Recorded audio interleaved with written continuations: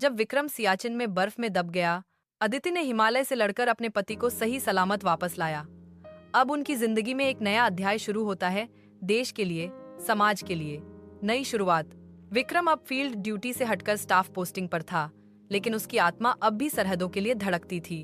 वहीं अदिति का दिल अब सिर्फ अपने पति के लिए नहीं, उन तमाम सैनिकों के परिवारों के लिए भी धड़कने लगा था जो अकेले, संघर्षरत और अनदेखे रहते थे।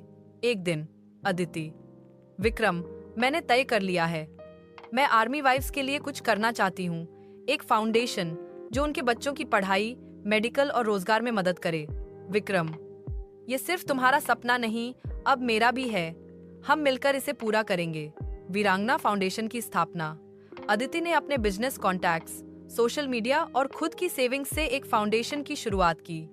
वीरांगना, इसका मकसद था शहीदों की विधवाओं को आत्मनिर्भर बनाना, फौजी बच्चों को स्कॉलरशिप देना, पीटीएसडी से जूझ रहे जवानों का मनोचिकित्सकीय इलाज कराना, रिटायर्ड सैनिकों को रोजगार दिलाना।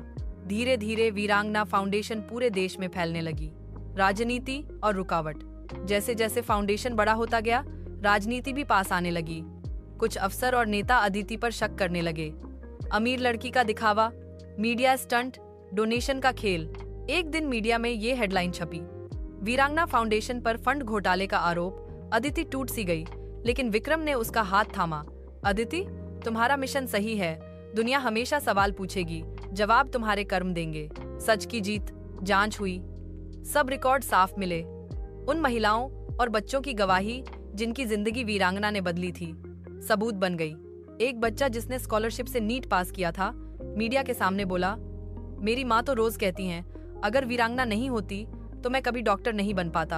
आखिरी दृश्य, एक बड़े फंक्शन में सेना प्रमुख खुद अदिति और विक्रम को बुलाकर सम्मानित करते हैं। सेना प्रमुख: देश की रक्षा सिर्फ सीमा पर नहीं होती, वो वहां भी होती है जहां एक फौजी की पत्नी अपने जैसे हजारों परिवारों को जीना सिखाती है।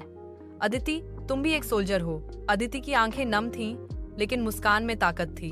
सीख: प्यार जब देशभक्ति से जुड़ जाए तो वो एक आंदोलन बन जाता है। एक फौजी की बीवी सिर्फ घर नहीं, देश संभाल सकती है।